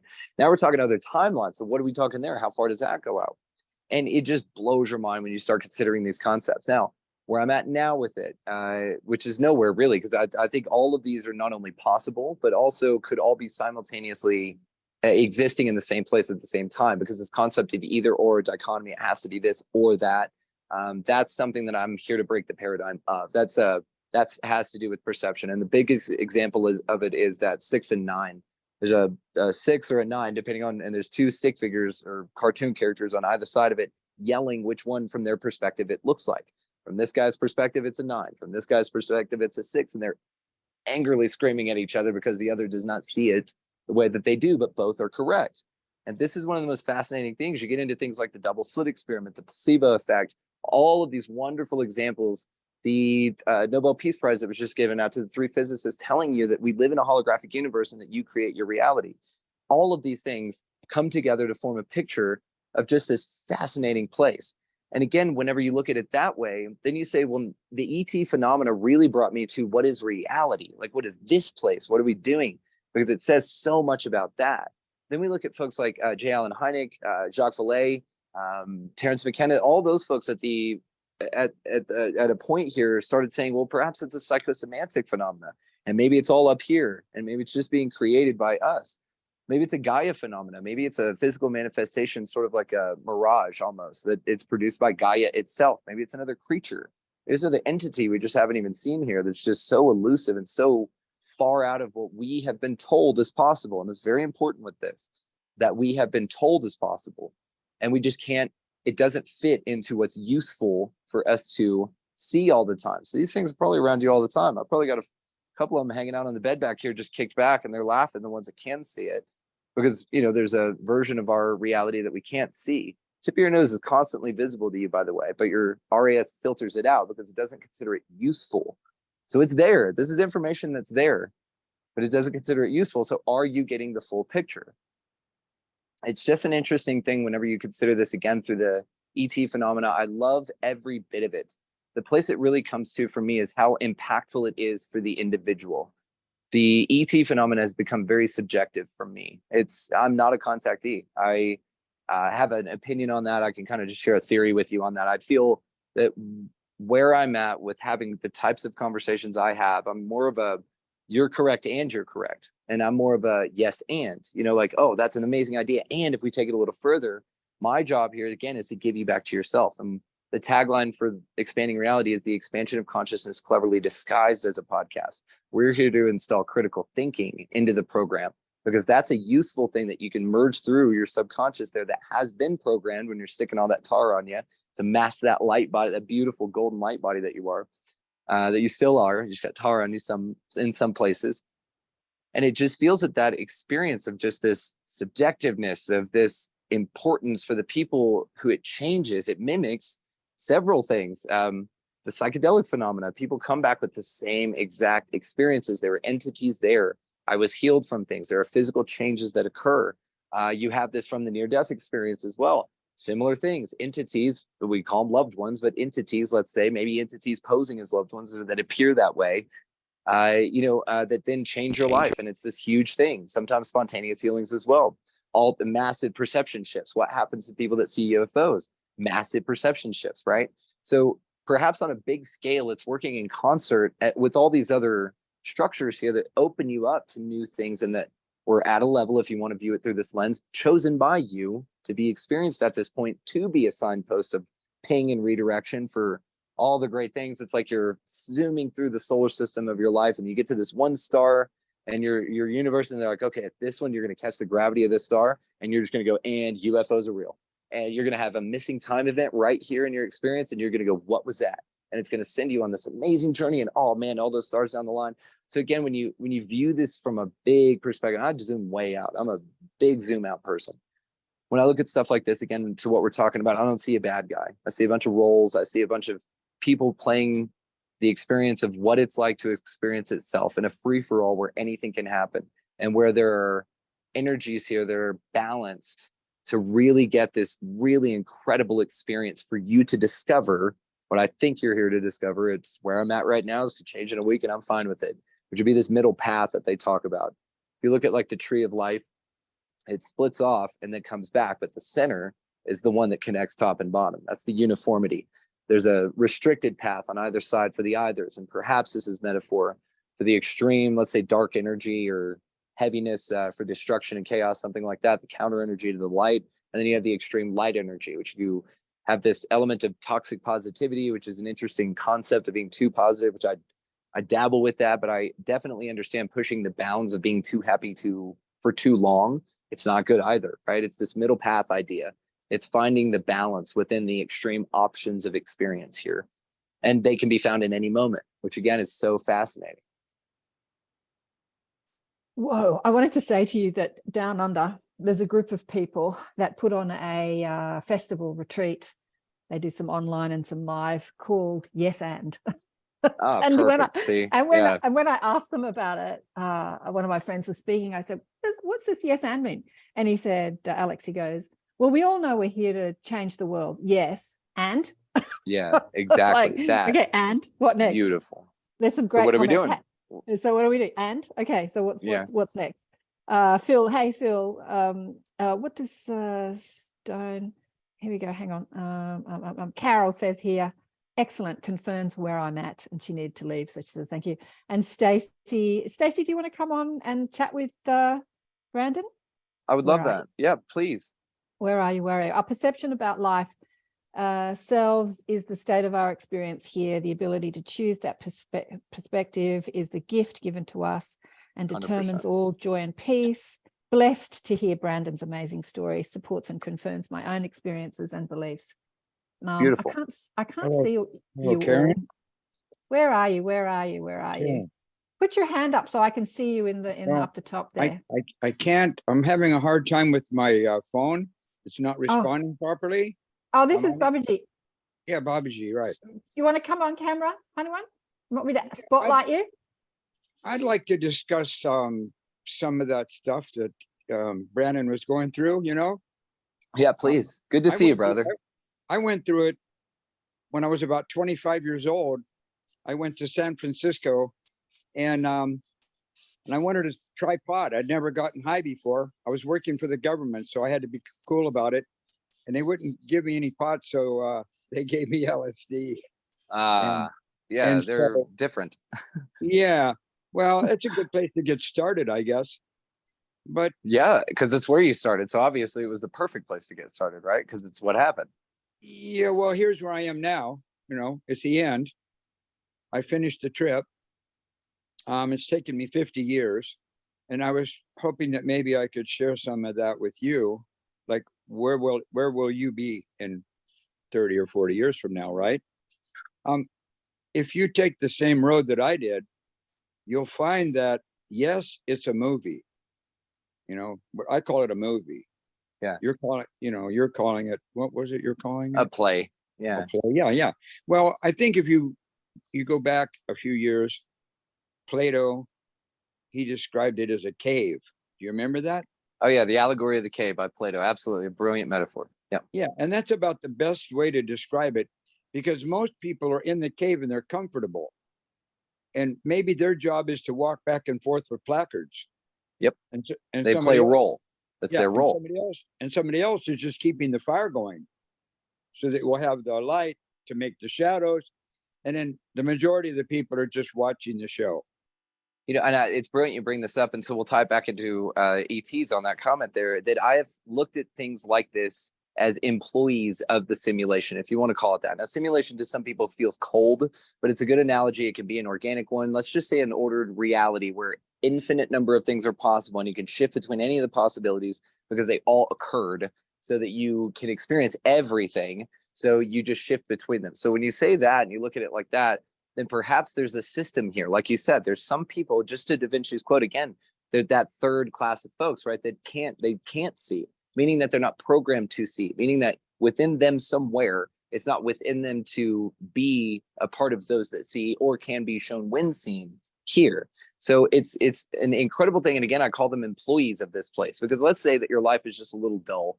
Let's say that you're just kind of chilling and you're off your life's path, and that perhaps there is a destiny here, and that maybe there is something that you're meant to do, and that you just kind of took the long way there, and they're just getting a little impatient. They're like, hey, you're supposed to be pinging off this star. You keep swirling around in this whirlpool of nonsense from their perspective, let's say your higher perspective. And so they send a craft down, and it's an employee of this situation. It's like, all right, Bob, get down there with the UFO, take 3 little guys with you, scoop this dude up, give him a ride, and it'll change him. It'll set him right back on course. So it's these interesting things when we look at these things as outside or outside of us, that perhaps it couldn't be further from the truth. That really what's happening is you're sort of an avatar here. You're a representative for your higher self playing a game here, or riding a ride, or acting in a movie. And you as this player played a role for a long time. And now you've woken up to the fact that you're in a movie, which is still part of the role, by the way. It's this, again, Inception thing, a dream within a dream. Now you realize that you're dreaming, but you're still within a dream. That now you're just aware that it's a dream. And then perhaps, like I said, these UFOs and all this stuff come in, and it's just part of the experience. Maybe it's all the phenomena is employees of the Matrix. It's a staff. It's an interesting perspective. Okay. It's a movie, right? And it's like we made the movie like a long time ago, before we ever took on this body. We were one, and we made that movie, and then we divided ourselves into an infinite number of people to play it out. And I don't do psychedelics anymore. I don't even smoke pot anymore. I spend 2 hours every day finding that place that you were talking about. You said you had to hold your breath for a long time or jump in cold water. I went through all that stuff early. I had to go to the creek every morning and jump into this freezing water. I had to stand there and let the wind blow me off. I had to cover my body with ashes and go to town. I mean, I did a lot of crazy stuff on this journey to discover who I really am. And now I know. I am you. You are me. We're all one. This movie is not, it's not like a hologram. It's not like an imagination. It's real, but we don't have any control over it.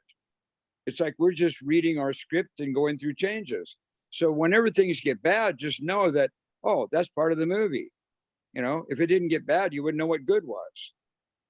I mean, people live, people die, people have fun, people suffer. It's just a movie. Right now, hundreds of thousands of people are dying on the other side of the planet. And it breaks my heart to think that humanity is so stupid that they're still killing each other. For what? These people, even if they win the war, they're never going to get a deed to the ranch. So it's nonsense. And the only people that make money on this is the people that sell the war toys. Yeah. I notice you're smoking a lot. Is that it? Yeah, it's a vape thing. Yeah, just chilling. You don't need to. If you keep smoking, you got to get, I'm sorry, it's not my place to tell anybody what to do, but I eventually had to give it all up. I had to give up eating meat. I had to give up, psychedelics and marijuana and whatever, mushrooms, peyote. Peyote is the best one. If you want to do a safe trip, get peyote and go by yourself somewhere. And I think that's the best, but that's my own personal experience. I've eaten LSD from the guy who made it, Hoffman. Yeah. I got LSD from the Grateful Dead. I've had the best LSD ever, but it was all the same, and I don't think I'll ever take it again. I'm not going to do mushrooms. I'm not going to do anything because there's nothing to do. Just be where you are. Now, like I said, I spend about 2 hours every day being still and being silent. And that's a real struggle because you got to stop the mind. And there's a lot of tricks, breathing tricks. And the reason I came onto this is because I'd like to talk with you more on the side about what you need to do next, because there's a lot of work you have to do to stay present. And yeah. Karen, I see your smiley face. I love you and thank you so much. And thanks to Sheila and thanks to Neil Gore and Alan Steinfeld and all the people that have made this opportunity for us to be together possible. And I would like to spend more time with all of you. So what do you think of that? Blessings. Thank you Barbara so Jean. much. Yeah. Thank you. Thank you so much. Thanks so I'll much. give you my number. I give it We to can- everybody. We can, Nobody- yeah. Go ahead. I'll connect you with Brandon, and you can chat later. Yeah, I can't chat. I can't. I'm having a real problem with the screen. You know. Yeah, if but I touch- we'll send you Brandon's contact details, and you can connect well, how later. about my email? Yeah, okay, we'll do that later. Thank Do you you, know how to honey get one. it? I'll get it from Sheila. Good enough, good enough. And I try not to interfere with what you guys are doing, but I really could help a lot. I know I could, and I want to so bad. I was told that they're going to take me away in a spaceship, and I'm trying to get a crew together. So if you got, if you're Hey, interested in an swing by adventure- Millsap, Texas, and pick me up, man. Let's Hey, do it. You guys are I'm there. welcome. Stay in touch, and I'll keep you guys. I'm at Vandenberg Air Force Base right now. Isn't that weird? I'm at this SpaceX, with Elon Musk. I've been in missiles since 1962, so I have a lot of stories to share. And I just love you both, and I can see what you're doing, and I know why you're doing it, and I want to make it easy for you. Just Barbara, enjoy the moment. That's have all you you been- have. Go Have ahead. you been one of the guests on Sheila's show? Have you been one of her guests? No, I only Maybe come another in time. I come in like this and tell everybody what I'm doing, and they don't seem to care. I'm Oh, friends okay. with Alan. I'm friends with Neil. I'm friends with Joan of Angels, but they all think I'm nuts, I think. But I'm not nuts. They are. They're talking about stuff that doesn't even exist because they open their third eye, and that's just their imagination. And I don't Okay. mess with that stuff. I went out to Sahaswara, and there was nothing going on out there. So I came back into my body, and I said, this is it. Just play out the role you have. And it's fun. Everything that's happening is happening for you. It's your movie. Just enjoy it. Enjoy Yeah, it, there you right. go. Thank Perfect. you, honeymoon. It's just a Brandon, ride. Thank Beautiful. you. Thank you so much for your time today. Dude, thank you, brother. And you're not crazy, by the way. You're beautiful. Oh, And thank you hey, for I being wish here and sharing If this. I was, it would be a lot easier. Stone says Fair here, enough. Fair enough. Stone says here, Amaya says here, see the movie Everything Everywhere All at Once in Oh, response to what great you were movie. saying. Yeah, Stone great says movie. here, know thy self-frequency signatures. And Joe, where's Joe? Joe says, what are your thoughts on how much of reality is individual creation versus collective consciousness? That's a great Yeah. question. Great question. Know thyself. The only thing written at the Temple of Delphi. Great call, by the way. Outstanding. That was the wisdom you got when you went to go see the Oracle. Know thyself. All right, cool. Thanks a lot. See ya.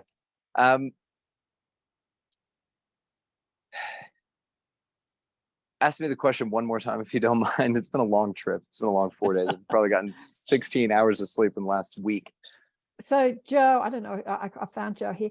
Do you want to ask Brandon your question or want me to read it? What are your thoughts on how much of reality is Thank you. individual creation versus collective consciousness? I feel it's an awesome question because this changes constantly again. And I'm in the perception of that it needed to be my role until I saw it as a co-collective creative. Now I still see it as that I'm writing the scripts for the people in my movie. So I'll give you a couple examples. I started looking at this place when I went down deep in my manifestation rabbit hole. I found The Secret at the same time I got into Neil Donald Walsh. And so I thought, I figured it all out. I got it. And I just bungled it, I suppose. I see now that it was a selfish motivated thing, and that now what it is fun. What I realized is that little things, let's say my mother-in-law, for instance, would call. And every time my mother-in-law called at a certain time, it was just something bad, something was going on. And so I would get a reaction. I would get an eye roll. So I had time in the moment from when my wife picked up the phone with her mother to whatever the message was, whatever the energy coming out of that was. I wrote that script in my eye roll, in my energy. Now, when I changed this, or when I started playing with this as a possibility, which is all I do, I play with possibilities. And I'm like, what's that?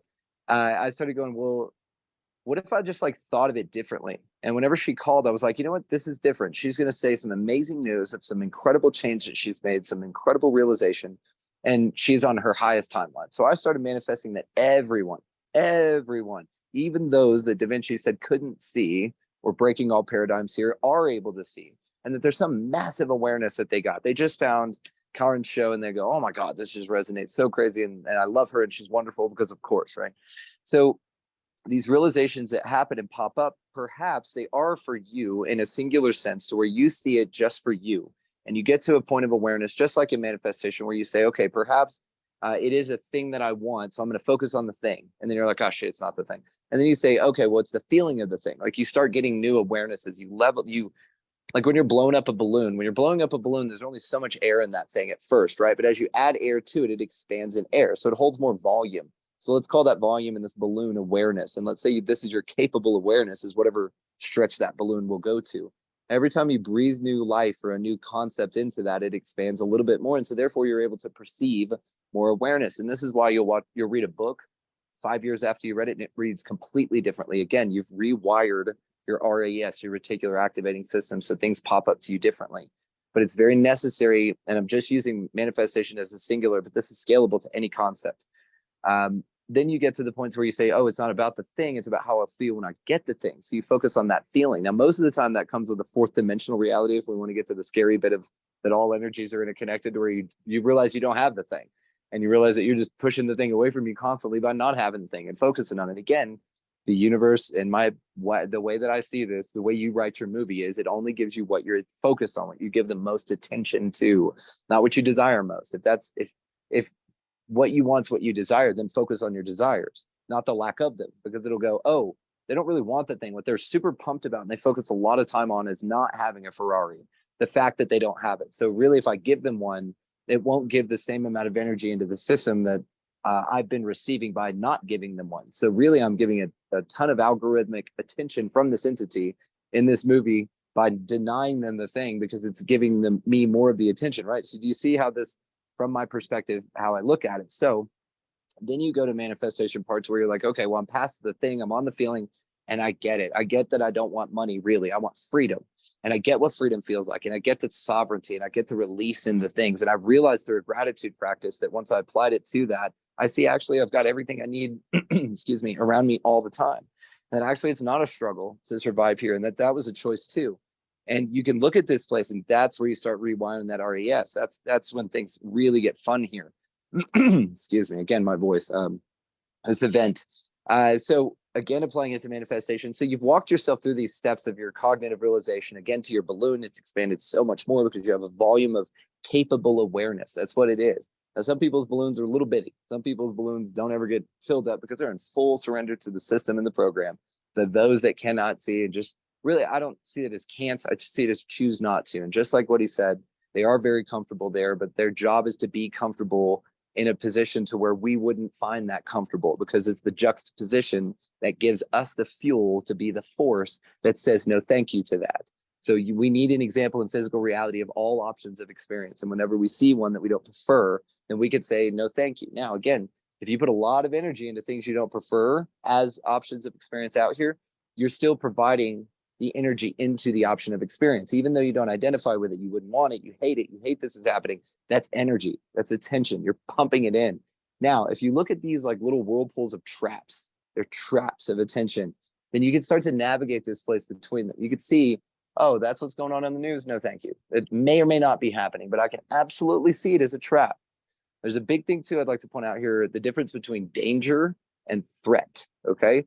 There's this wonderful video that I put on my Instagram. It's a guy in a, good old boy, cowboy, just sitting there in a jean top, I believe a Canadian tuxedo. I think he's got the jeans on too. And he talks about the difference between danger and threat. And one of these energetic whirlpools here is this idea of threat. Now, danger and threat are two incredibly different things, but they're very much so energetically viewed the same. And this is where an alternate perception comes in play. So danger is around you all the time. The ceiling in which you're here could structurally fail and collapse on you. A meteor could come through the room.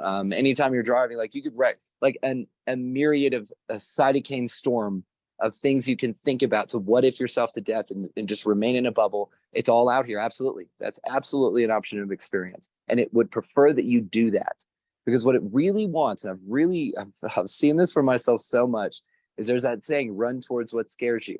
Okay. Now, I feel that if it's not the role of those people to do so, that a lot of folks get to a point where they just surrender to that. And they're like, you know what? You're absolutely right. I'm hearing it. I'm in full surrender. I'm done with it. But again, if you could push yourself cognitively to these next levels, you can expand that balloon. You start to view things differently. getting to the question here, and I promise it's in here, to reality itself, I view it in the same stair-step method. I'm able to perceive more awareness as I pump more of that air into my balloon of awareness of what's possible here. As I go through this, I see it as just in the manifestation practice. I needed to think that it was about the thing so I could fail at it miserably, which is just feedback in my mind, no failure, just feedback, because it gave me the feeling of resistance. It gave me that. Now, a lot of folks, again, would choose to turn around at that point and say, no, thank you. You know, they dip their toe in that cold water. Nope, I'm not staying in that for 3 minutes. No, thank you. My curiosity, thankfully, is that much more. And so I'm like, okay, let's do it. Now, on the other side of fear, that's where all the beauty is. That's why there's something in us, and we all know what this is. It's this apprehension, and sometimes it's just support. It's somebody going, you can do it, and it'll push you over that edge, but it pushes you beyond that fear point, because on the other side of fear, that's where that magic is, because there's an element of it could or it couldn't, and there's danger, but again, not a threat. You're no threat of failure. It's just feedback. It's just information. Nothing terrible is going to happen to you, but the idea that it can happen needs to exist for you to have the experience of the movie. It needs to be awesome. No one would go see a movie to where a dude just got in a truck, drove down the street, got out, and it's at the end. No, said hi to people and got out in the end. There's nothing there. Even in the movie The Matrix, Mr. Smith's character quotes this. We tried to give him a perfect one, but they wouldn't accept the program. So you got to think then, okay, if we, even as mere actors in this play, in this movie, can conceive of a space outside of time where there's an omnipotent director going on that's saying action, and there's a structure here, and it's a set, and it's all planned, it's all ready for us, then if we, from this perspective, can just glimpse at that, that shows me that balloon has gotten a lot bigger. And so again, when you look at these things, you've got to start at these stair-steppy things, because it's a muscle that you flex. But this adversity, this fear that you push past, you're supposed to run towards what scares you. That's what's exciting. So when you start looking at this place as it's all you, that's a trip. That's a trip in itself. That's something you need to integrate. For me, it was a very long time, and I'll let you know when it stops manifesting as a micro panic attack every now and then, because it's a scary thought. And there are some psychedelic experiences people have had on DMT, especially. There was a moment in my DMT experience where I had this pass through of the void, but it was very brief and momentary, and nothing to speak of others. But some people speak of this void feeling of that they realize that you're the only one there, but it's not in a cool way. It's not in an awesome way. It's in a sort of that you made this place to escape insanity because you're the only one here. And so it's a trippy concept, and it's very challenging to wrap your mind around. So where I get to with you're the only one here, it created reality. There was a lot of fear in that idea. And so, but I needed to experience the fear of me being the only one here to get to the idea of it being fearful, and to desire a different option of experience. And so I chose, now I'm to the point, and this may change. I mean, this is an ever expanding perception, which is great. This is why I don't anchor myself to beliefs. Cognitive dissonance is not found here. It's just not. I can easily switch between ideals of concepts. Again, this place could be flat, it could be round. There could be nothing outside of the hotel room in which I find myself. It's just such a paradox constantly, that then I needed to be solo scared with the idea of that you are the only one here, kind of like that idea of the egg.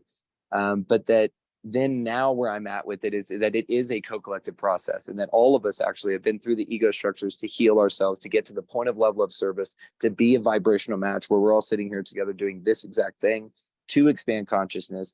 And that now we're to the point to where we can perceive that we're all co-collectively doing this together. This is where I'm at with it now, because I'm seeing so many, my life is a boundless amount of synchronicities. That's all it is. We definitely don't have time on this call, but if we'd like to do that in the future, I'd be honored. But it's so obvious to me that we're all doing this together now, but also that I'm writing the scripts for the characters in my place. And my responsibility is to keep you, other versions of me, in the highest mental and energetic capacity that I can. Again, If somebody cuts you off in traffic, I don't flip them off. I don't get angry, because I'm not committing energy and attention. I'm not letting the universe know I want more of that, because I don't. I genuinely choose well-being for that individual. So I wish them consciousness, because you know what? When a car cuts you off, that's just what consciousness does. And that's that. Yes. Wow. So much in what you just said. And yeah, Brandon's going to come on Accentuate the Positive, and we can nut out some more of this stuff then. Yeah, I'd be honored. And I'll get you into the inner sanctum as well. We can have a little chat with the group there. But Yeah. yeah, I remember years ago I did a personal growth course which had a concept that put me into a spiral of depression because I didn't understand it at the time that I Yeah. learned. Yeah. And this was that the universe is meaningless and empty. And everything that you experience is the meaning that you put onto it. And I remember thinking, waking up in the morning and thinking, if it's all meaningless and empty, what's the point of being awake? What's like the point? Yeah, I just went into a spiral of depression because I thought that I had meaning in my life. And then I heard this, it's all meaningless and empty. And I'm like, what? And then I woke up to understand that it's like a blank canvas. If you're given a blank canvas, then you can paint on it anything you want. And I'm like, okay, it took me a while to integrate that. But yeah, it spiraled me into depression. Like, what's the point? Oh, yeah. What's the point? Yeah. You get that. You need to go through it. I feel, again, it's an option of experience. And let's say that you're choosing to experience the highest thing ever. I'm going to throw you a Gma quote for you. Gma used to say, Gma used to say, don't ever pray for patience, honey, because God's not going to give you patience. He's going to give you a bunch of experiences that you're going to need patience to survive. So the idea of this really tripped me out. And recently, actually, I've alchemized this into something that I'd like to share here with y'all. So if the concept goes that if your goal is to seek a virtue, or let's just call it an experience, because that's what this place provides, experiences in my mind, where I'm at now. That's what you provide yourself by your choice, is the experience. They manifest here for you to play with. So if the idea goes that you can just as easily manifest, or the mechanism in which you experience things is through manifestations in the physical to be experienced, and I was like, oh, well, I've been doing this wrong the whole time. I've been sitting here going, I'm patient, I'm kind, I'm wise, and I was experiencing the opposite the whole time because I was getting the opportunity to be those things, which is all you're ever offered. You're only offered an opportunity to experience a greater, grander version of yourself. You're the one that's got to take you up on it. It's again, back to the Matrix. I can only show you the door. You're the one that's got to walk through it. It's this choice. Just like you said with the depression spiral, you've got to, I feel what I've observed here is that you will feel the opposite, or this inverse to test, not as a test, it's a mirror. It's for you to see the far other side of it, right? And so that if you wish to go that way, it's going to pull you back and draw you like an arrow and a bow, and then launch you. And again, this is a perception. It's not setbacks. So these tower moments in tarot, they talk about this, everything's collapsing all around me. Why'd that happen? I'll say, well, what big decision did you make in your life? Oh, I decided to be a better person. Oh, well, there you go. You're going to be tested with things constantly that suck. It's going to make you go, okay, well, how good of a person are you? You're going to get cut off. Your car's going to break down. Something's going to suck to challenge you. You're going to be tired, all of that. But it's, again, this opposite energy of it. And it's a launch after that. You launch into the target of what you want. So with this idea, lately, actually, and so I'll share it again here now, I alchemize it. So what I've been saying is, you know what? Fine, universe, I dare you. I want to know actually what it feels like to be the most elated I can. I want to know what it feels like to be the happiest I've ever been, to the point of uncomfortability. I want my nervous system to be shocked with joy. And what does the universe have to respond with? It sends you things that shock you with joy and elation. It sends you things that are so extremely exciting and powerful that I found myself crying on the floor because I was so happy.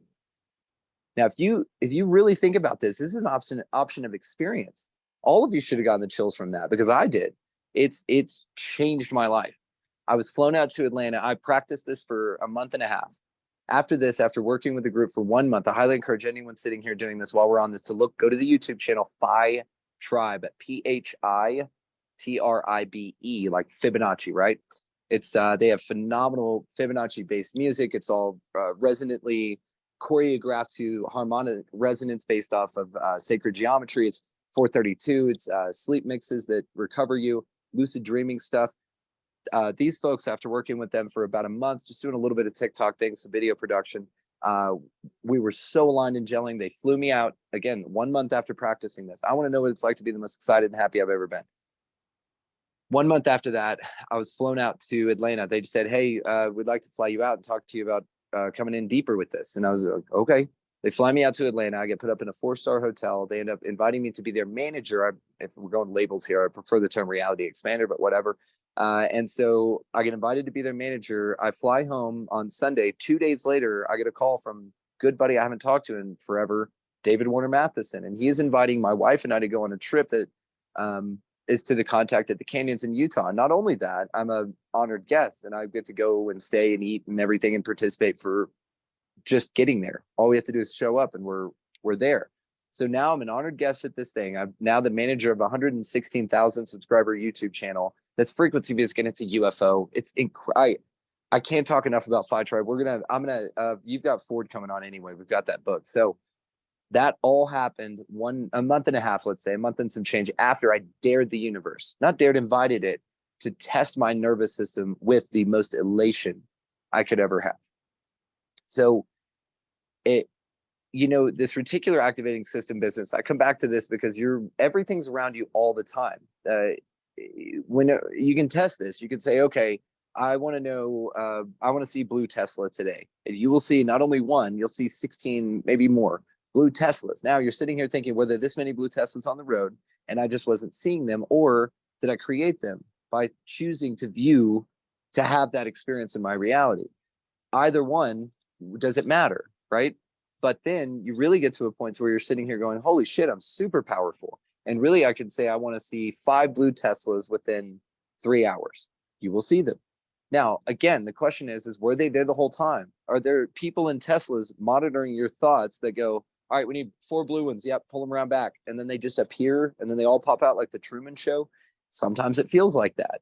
And if it feels like that, go with it. If this place feels like a game and you're having fun, I say, go with it. I really feel that that's the vibration. This, idea of manifestation, the biggest concept about it is you're always manifesting from your moment of right now. There is no past, present. Those are concepts and ideas. The past you're interpreting from your awareness of now, and that's how you heal past things that you went through that happened for you back then from your current awareness of now. But there is no future. There are only potential futures. All of them, like you said, yes, it's a movie, but to perhaps take it to where I'm looking at it is that all the roles have been played. They always go back to one. From the moment you were born, every possibility has been played by you. Every moment you could have died, every time you took a left when you should have taken a right, you go and you act all that out and experience it. And then you go back to one. And then you act everything out and go back to one. And an infinite possibility so that you can have the experience. And that's for everything here. Now that's incredible to wrap your mind around. But again, if you sort of look at this like it's your play, and if there are a multiverse or an infinite number of things, that's what they mean when they say that. All the videos are already there, and you have an infinite ways of jumping through the timelines to whatever you want. Now, sometimes there's an up 3 and over 4, so you've got things to look forward to, and you're absolutely doing the work, but you've also got things to release to be a vibrational match for that level. So you need to release, and then boom, now you're on this timeline. Now to shoot off. Now Phi Tribe's calling you and flying you out to Atlanta. Now you're going to contact at the canyons in Utah with your wife, who you haven't been on a vacation with in 8 years. My wife and I haven't been anywhere together in 8 years. And now all of this happens just 2 months after I decided to dare the universe to prep my nervous system for the most elation I've ever felt. Perhaps coincidence, but I don't believe in such things. I believe people view them that way. I'm not one that views them that way. I see this as a direct result of my choosing to do so. So again, I will invite everyone to do this. Dare the universe to show you how happy and elated you can be. Now, I will say also, it's going to scare the shit out of you because it pushes that middle line. If you've only experienced a certain amount of happiness, you don't know what true joy and elation is. It's just like that. If you've only experienced a certain number of fear, you don't know what actual depression, fear, anxiety is. And it's all based on circumstance and vibration and energy. So if you have this option of experience of extreme terror and fear here, you must also have the most joy, elated, peaceful experience you can. And perhaps tying it all together, this is what all the gurus are talking about. This is what Jesus talked about. This is what Dolores Cannon's talking about. It's all right here. You create it right here, and your perception is the thing that's the brush you paint this canvas with. And so you can paint it with muddy colors and choose to make it black. That absolutely is an option of experience, and it has no morality to what you do. There's, the most empowering and scary thing, I guess, is it is your canvas, but you're all that's here, perhaps. No one's coming to save you, which is the ultimate truth. But the best news is you don't need anyone to save you. That's part of the program. That feeling that I'm desperate and nothing, I can't do it on my own, or I'm not enough. That's the program. That's not real. But if you believe it, it's real. Yeah. Hallelujah. Well, we're coming to the end of this, but I think before we go, this is a question that I've had on the tip of my tongue since you've been talking, because you know, you in the bio it said you're into sort of what's called conspiracy theories. And what I'm seeing in the conscious community, you know, over the last couple of years, is that so many people who are all love and light and here to sort of raise the consciousness of the planet have been bogged down with a lot of what is being deemed conspiracy theories, although much of it might be true or their truth or somebody's truth. And now they're angry because they feel like we're being controlled by, I don't know, AI, reptilians, cabals, you know, like everything is poisoning us, the air is poisoning us, the food's poisoning us, everything. Like, what do you want to, as somebody who's an optimist, what do you want to say to people about all that? You know, first of all, I'm grateful for the editorial note because I need to alter that and update it actually in my bio to read conspiracy analyst. I haven't been a conspiracy theorist in well over, I mean, it's been many years. The energy it takes to be that upset and frustrated and to see, to observe in your reality what you perceive to be atrocities and things going on, even though you perhaps don't see them yourself. This is a part of this where a little bit of, I guess, emotional maturity that this group absolutely has. And when we talk about the unity consciousness idea, we can wrap our mind around that there is no hell.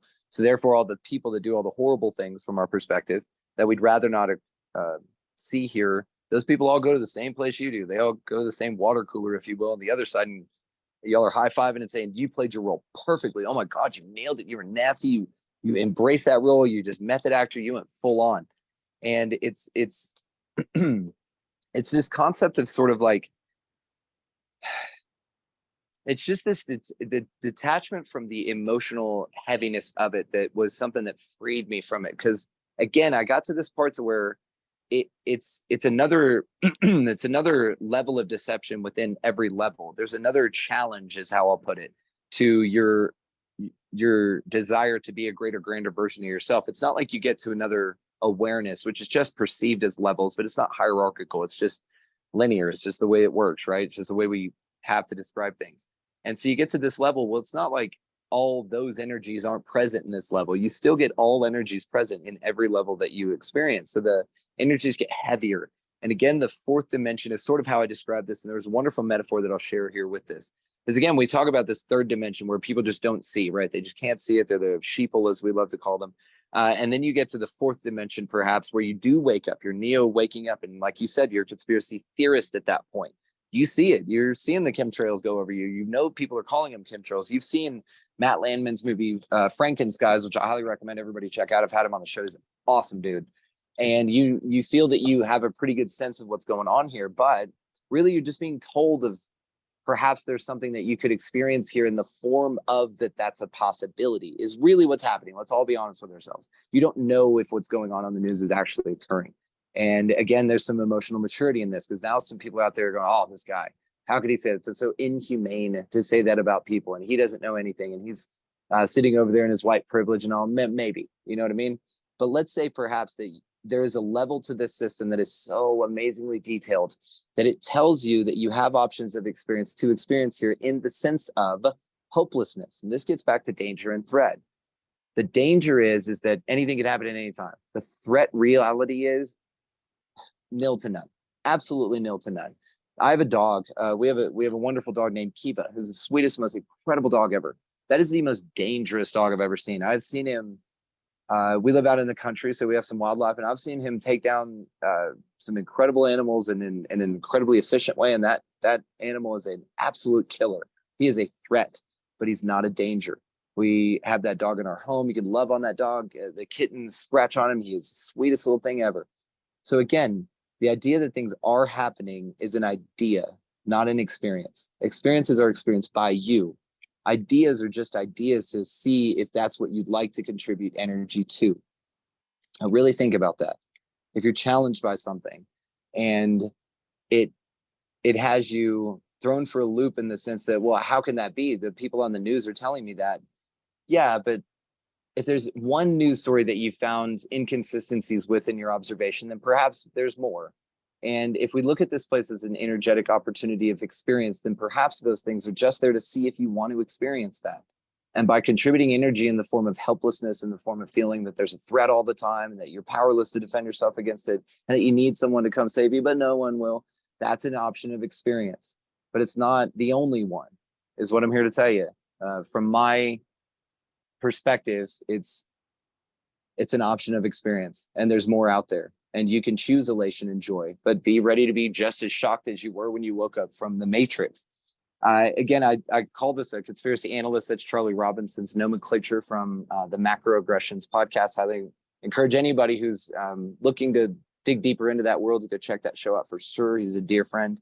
And I like that nomenclature better because it's more accurate. I don't take on the emotional responsibility of saving anyone because it's not my job. I'm not responsible for anyone else's karma.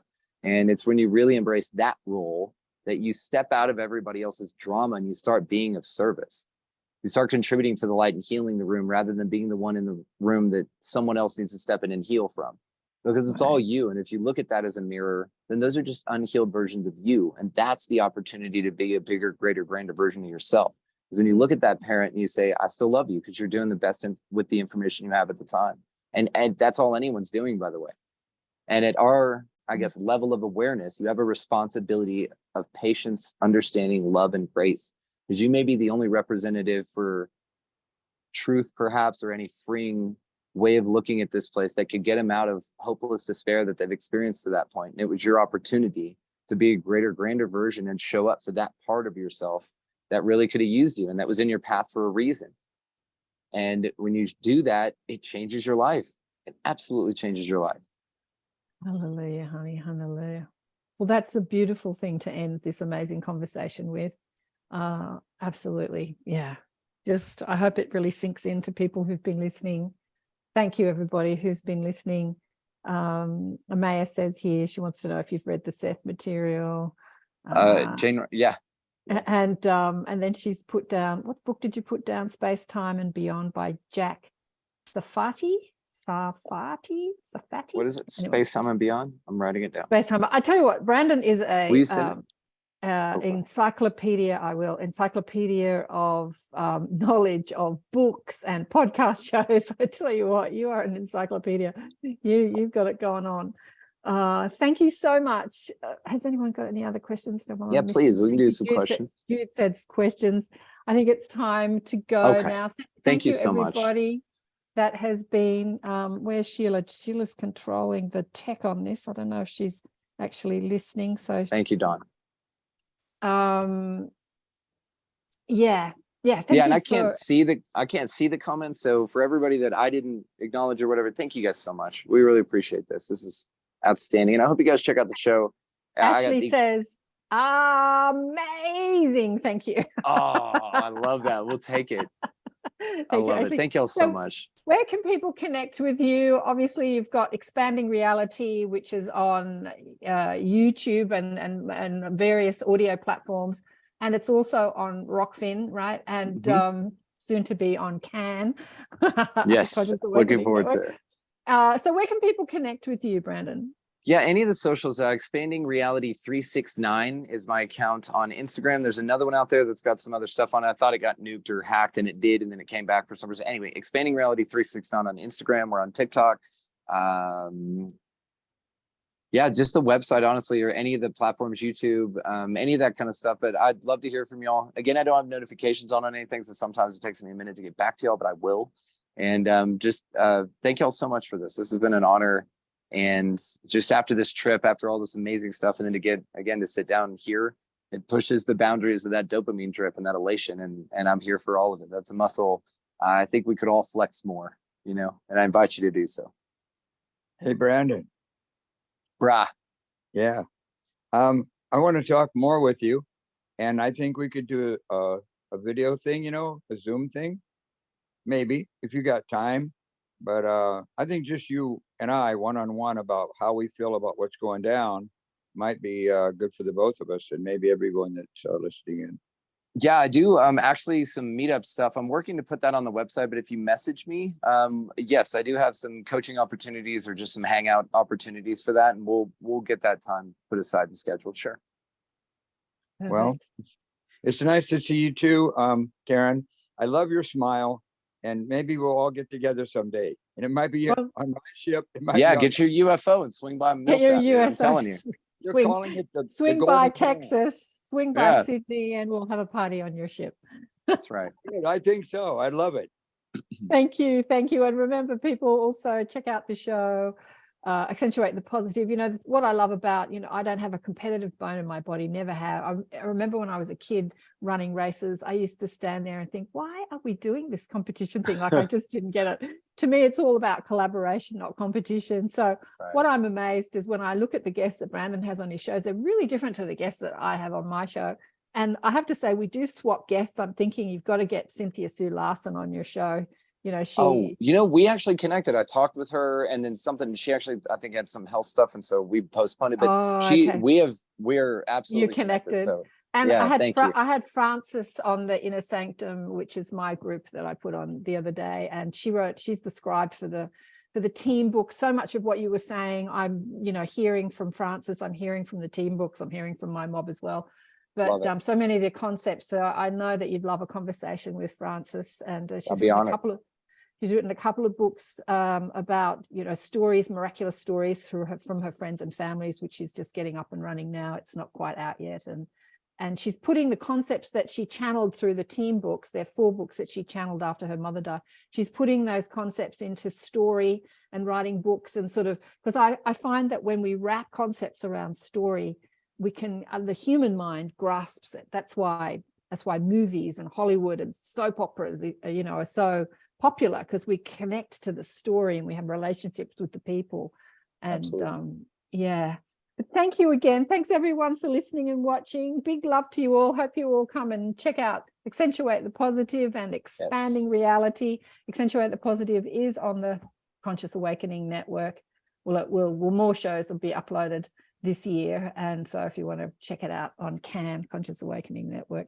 Thanks, Brandon. Love you big time, honey one. Mwah. Namaste. Thank you. Namaste. Thanks, Babaji. Thanks, everybody. I just want to say I love you, and I was so happy that we got to share the time. Maybe Same, brother. I love you too. Thank you so much. Love you too. Love you too. Wonderful. Let me change the